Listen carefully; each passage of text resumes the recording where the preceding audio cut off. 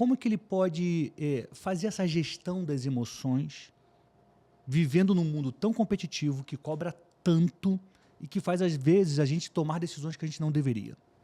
Ok, maravilhoso. Bom, a maior vitória que eu acho que uma pessoa pode ter é ela conseguir ser o senhor das suas emoções. Conseguir governar as suas emoções.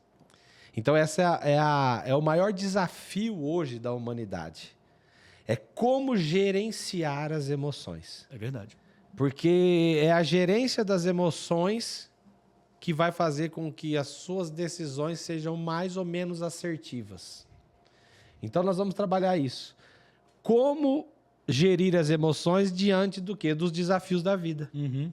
Então, como sempre, a gente usa os textos bíblicos. Hoje nós vamos trabalhar em 1 Samuel 27. Muito bom. Nós vamos falar de dois personagens bíblicos muito conhecidos. Davi e Saul. Dois homens com a mesma fé, que passaram por situações distintas e tomaram decisões distintas. Algumas vezes erraram, outras vezes acertaram. Então, olha só como começa esse texto falando disso que você perguntou, Daniel. Davi aqui está sendo perseguido por Saul. Esse é o contexto. Então, nós começamos a falar diante das perseguições da vida. Uhum. Perseguições de pessoas, às vezes, que são próximos, familiares, ou pessoas que têm autoridade sobre a nossa vida. Isso vai mexer com o nosso emocional e vai fazer com que a gente comece a lançar mão de possibilidades e como resolver. Uhum. Então, como Davi gerenciou suas emoções? Olha só. Davi disse consigo mesmo: pode ser que algum dia eu venha a perecer nas mãos de Saul.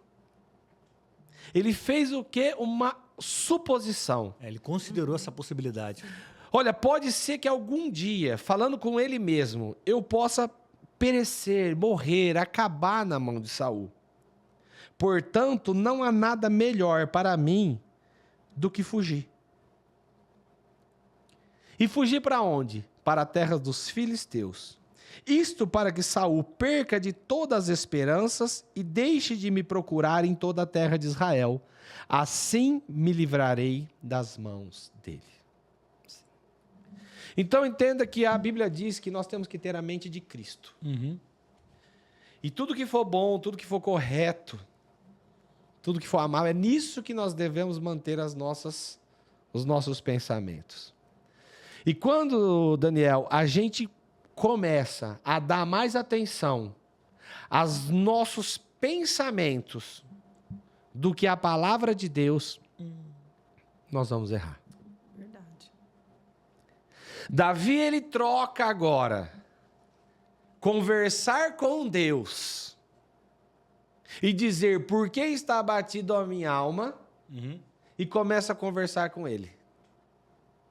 Porque enquanto ele conversa com a alma, com autoridade, dizendo: por que está tão abatida a minha alma? Se alegre, se espere em Deus, que ainda o glorificarei. Ele troca a voz da esperança pela voz do quê? Da circunstância. Porque o nosso cérebro ele é pragmático, ele vai analisar a circunstância sem fé. O nosso pensamento não tem fé. A nossa alma não tem fé. Quem tem fé é o espírito. A alma milita contra o espírito. E aí, provavelmente, ele também estava com muito medo, né?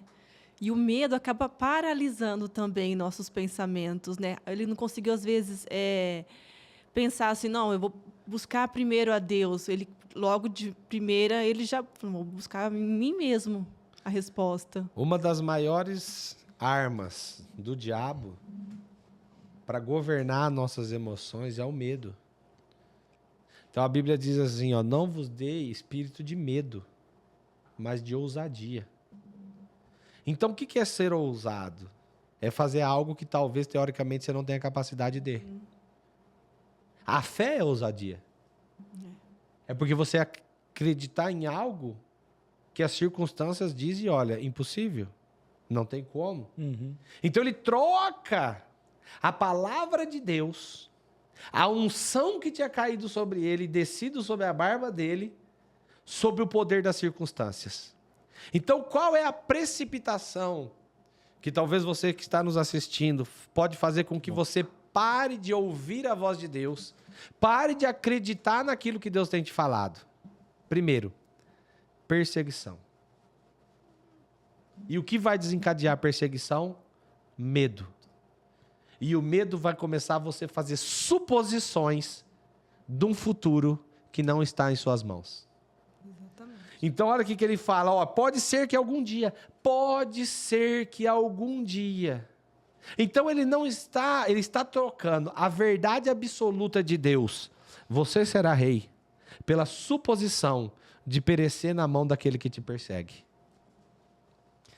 Então, o governo das emoções é você não deixar que as circunstâncias dominem ela e tire aquilo que Deus tem te prometido. E um ponto aqui, pastor, é que Davi, ele é um exemplo de homem que consultou a Deus. Posteriormente, quando ele se torna rei, você vê que o início dos relatos é sempre ele: devo ir contra os filisteus? Devo eu entrar nessa guerra? E antes desse momento, a gente tem a história dele com Golias. Ele vai contra um gigante convicto de que ia ganhar, porque ele estava indo em nome do Senhor. Ou seja, ele tinha uma relação com Deus, ele era um exemplo, mas em determinado momento ele fraquejou. Por quê? Eu acho que a perseguição abalou muito ele, mais do que Golias, e em algum momento talvez ele tenha deixado de vigiar. Porque, Daniel, veio de quem ele não esperava. Muito bom. Porque quando vem do teu inimigo, é mais fácil você gerir tuas emoções. Duro é quando é teu irmão. Duro é quando é teu patrão. Duro é quando é teu pastor. O que você admira, né? Quando é tua esposa. Quando é teu marido. Quando é teu sócio. Porque quando é teu inimigo, há uma força interior que motiva você a enfrentar. Mas quando é fogo amigo, ele olha e fala: não me resta nada a não ser fugir. Muito bom. Então, quando a gente se depara, Daniel, com situações que nos surpreendem, porque a gente não queria ter aquelas pessoas como adversário. Nossa, estou impactada com essa revelação. A gente não queria ter aquelas pessoas como adversário. E aí, o que a gente fala? Para mim, só resta fugir. Porque ele tinha capacidade para enfrentar Saul. Tinha ou não tinha? Uhum. Mas como ele ia orar para Deus para ir contra aquele que Deus tinha ungido? Então ele começa a querer fugir. E agora ele vai para onde? Para a terra dos filisteus. Então ele está trocando um perseguidor por um exército. Uhum. Porque os filisteus se levantavam contra quem? O povo de Israel. Contra o povo de Israel. Então o medo faz com que você troque 6 por meia dúzia. Essa é uma das fases mais estranhas de Davi, porque justamente ele vai buscar abrigo e trabalho no inimigo. Ele vai para Gate, ele pede vaga no exército filisteu. Né? Acho que impressionante como ele temia morrer o futuro, a ponto de fazer algo desse tipo. Né? Mas você concorda, Daniel, que quando a gente está cego, sim. a gente procura consolo, Claro. aonde a gente sabe que é laço. Boa. É verdade. Boa. Você olha para aquela pessoa, você sabe que ela não é melhor que a tua esposa, Uhum. mas você acaba se relacionando com ela. Uhum. É. Verdade. Você faz um empréstimo sabendo que aqui não é justo, mas você acha não tem outra saída. É.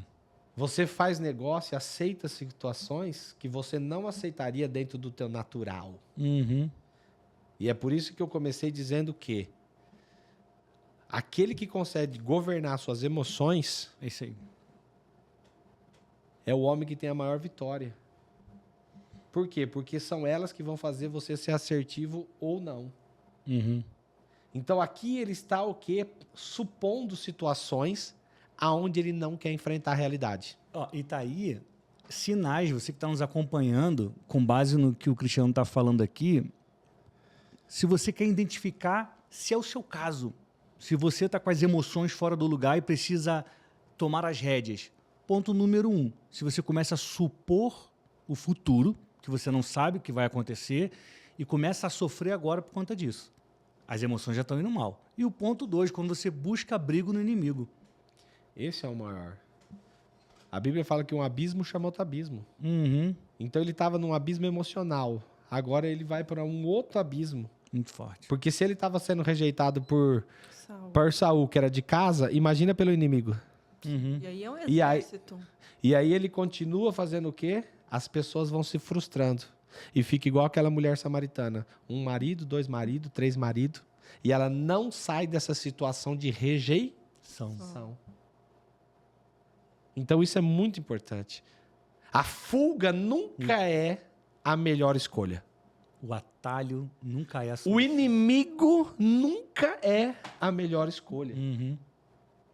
Então ele fala o seguinte, ó, isto para que Saul perca de todas as esperanças.